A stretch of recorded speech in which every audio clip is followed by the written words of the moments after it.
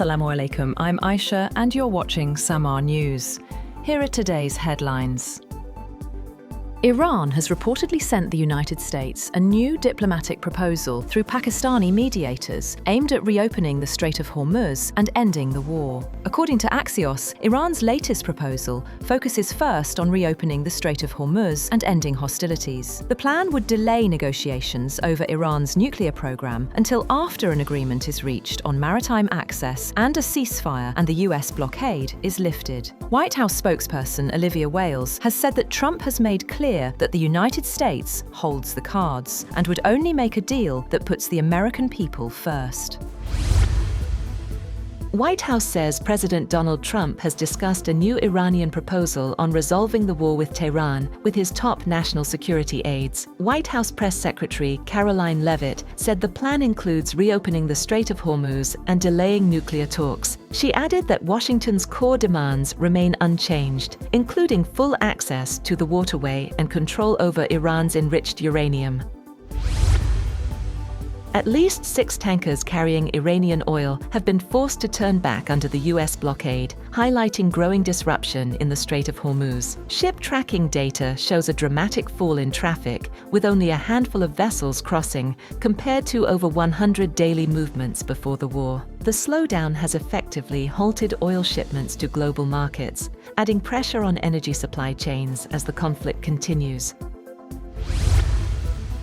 US law enforcement officials are reassessing security arrangements after a gunman opened fire near the White House Correspondents' Association dinner, raising questions about how he was able to get so close to an event attended by President Donald Trump, cabinet members, and lawmakers. 2 former Secret Service agents and 3 senior US officials said federal agents appeared to carry out their plan to protect the president effectively on Saturday night, stopping the alleged gunman before he reached the basement level of the Washington Hilton, where Trump was set to speak. The former law enforcement officials said the most obvious lesson from the incident is that security personnel may need to expand the protective perimeter around the president at large public venues, even if that leads to public inconvenience.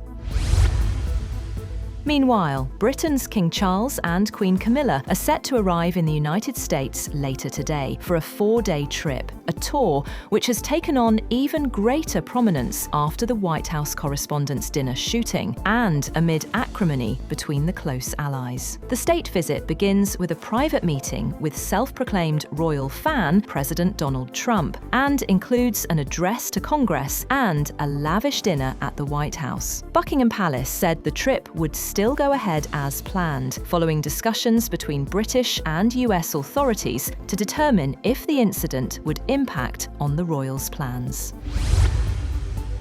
Russian President Vladimir Putin has met Iranian Foreign Minister Abbas Araghchi in St. Petersburg and expressed hope that peace will return soon. Moscow has offered to mediate in the conflict and revive proposals to store Iran's enriched uranium as a way to ease tensions.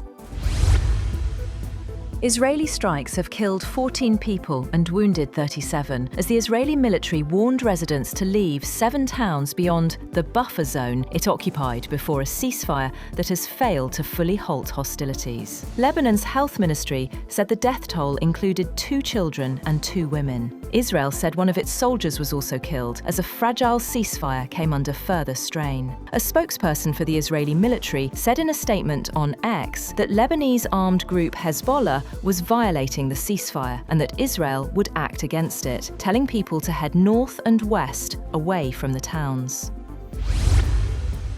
Mali Defense Minister Sadio Kamara has been killed in an attack on his residence, a high-profile fatality during coordinated assaults staged the previous day by insurgents including the West Africa al-Qaeda affiliate. The government spokesperson said in a statement read out on state television that a car laden with explosives, driven by a suicide attacker, drove into Kamara's residence in the town of Kati. The spokesperson added that a firefight ensued and Kamara sustained injuries from which he later died in a hospital, adding that Mali would observe 2 days of mourning.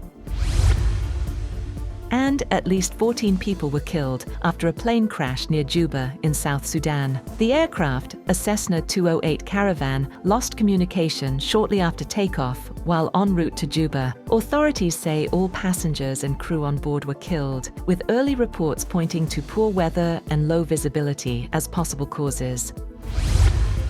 That's all for now. For more updates, visit www.SAMAA.tv. Thank you for watching SAMAA News.